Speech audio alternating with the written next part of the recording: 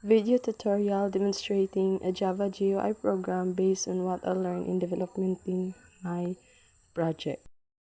After nako ga mag-project is naggama ko new JFrame and ako ang gi-encode ang ako ang class name and which is ang ako ang means ako ang GUI system. And after that, finish. Kaning box ani nimo i-design ang imuhang format sa imuhang GUI design. And para maka-design ka is tuplokon nimo ang panels and mag-drag and drop ka, which is kuhaon nimo ang panel then imuha siyang i-drop padulong sa box and imuha siyang i-stretch padakon. I-hold nimo siya. And after that, kuha na sad ka sa panel and i-drag nimo ang label para butangan sa imuhang mga text nga naa sa imuhang design. After nimo ma-drop, imuha siyang i-edit text. Then imuha siyang pulihan ug unsay imuhang ibutang adto nga text.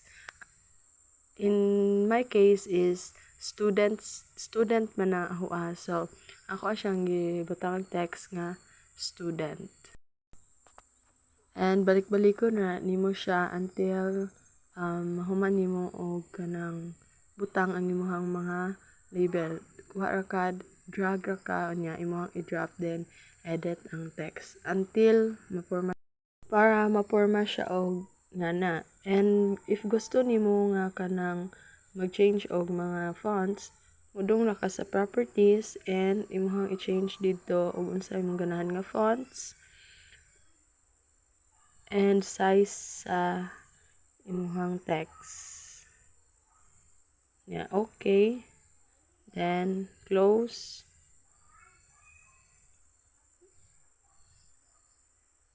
Tapos imuhang i-adjust para makita. And after ito, pwede naman siya i-arrange. Imo siyang arrange para ma-center. And if napakay laing butang, kuha na sad ka, mag-drag na sad kag another swing methods and imong i-drop. And imo siyang i-edit text. Ibutang nimong text ito. Kaning ahua is mag-select kag role unsa imong role. So mag-edit na context ana nga mag-select siya og role. After ni mag-edit sa pag-select og role, then kuha ka sa properties, kuha kag button para sa imong para maka-select ka og unsa imong i-click. Button na siya. Then ana nimo i-edit text gihapon. Ipulihan na nimo siya kung unsay imong gustong ibutang nga text. And after ni mag-edit, mo na si I am a student o si I am a teacher. Nya if gusto nimo og background colors imong design, tuplokon nimo si panel katong whole panel, then si properties, then you can find design color ana nga imong gusto and you choose okay para ma-save ang imong color design. So mao na siya ang napili na kong design color and mao na ako ang first nga design and imuha nang i-run.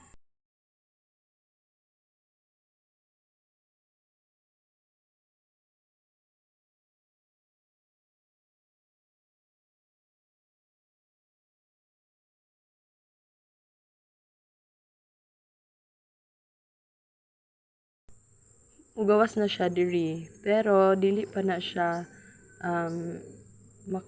function kay need pa na i-code.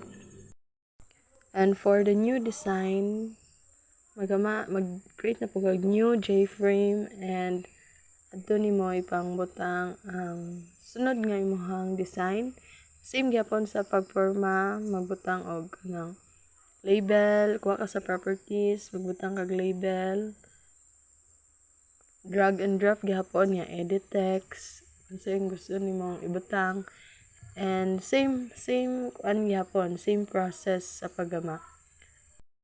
So mao na natay username and password label. So nag-drag and drop ta og kanang para ni username, nag-drag ta og kanang text field para adto maka-text og sa imong username, and ni password is nag-drag ta og password field para adto na to ma-type ang atong password. Imahar na siyang i-arrange, tapos kuha na sad ka og button, swing method button, duha ka buok para sa login and sign up. After ni mag-edit text, arrange, pwede nimo siya i-change og color and design. By the way, sa login and sign up na ho og kana forgot password is ga-use ta ko og button swing method adto para clickable siya. After nag-change og design, color niya. Muha na siyang i-run, mao ni mo gawas. Enter ka og username nimo, imong password, and click login if nanakay already account. But if wala, so you can click the sign up. And if kalimut ka sa password, then forget. After na mo gama sa login, gama na sad ka og new J-frame. Same gyapon unsay process. Gama og kanang drag and drop, and kani sa ka design is ang mao ni ako ang sign up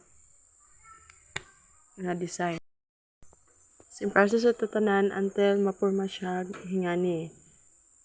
Mao ra to mga gipanggamit nga mga swing methods, label, button, and text field, and password field. Mao ra to siyang mga gipanggamit.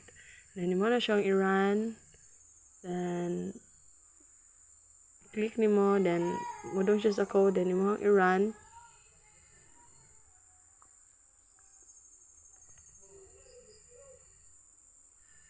Mugawas na siya, maka-text ka o maka-enter ka sa imong name, sa imong email, sa imong contact number, sa imong username, and also sa password. Then mo na tutukon mo ang create account. So after ito nga process sa sign up, then kani mo na jud ni siya ang main nga kuan. Dili na ka maka-send og kanang message. So if you choose kadto imong role is student, mao ni siya ang mugawas after nimo mag-login. So ang naa ni is ang student feedback, then same process gyapon siya, mag-drag and drop and edit text, design, same process gyapon na siya until maporma na siya og ngani na siya student feedback, then select teacher, then write the message. Nag-use ko og combo box para sa pag-select og teacher, kay need siya mag-select og teacher kay daghan man siya. Then imong i-run, select kag teacher ana, ipili kag kinsa imong teacher nga imong sendan og message, and mag-enter kag message, then submit.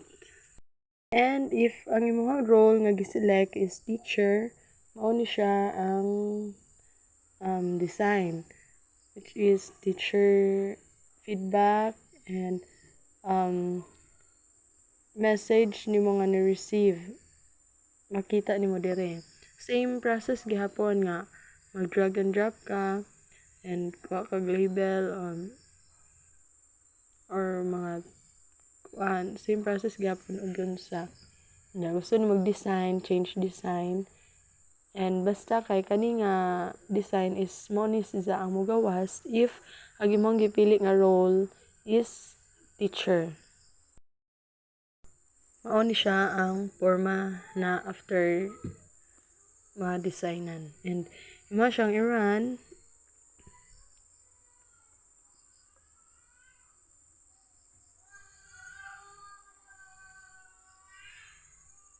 Na makita dira ang mga message nga gi-send sa student. Imo i-refresh para makita nimo ang mga new message or feedback nga gipang-send sa mga student. So, mao ni ang whole design and without functionality pa ni, need pa ni siya ma-function. Ang mga design pa ni siya.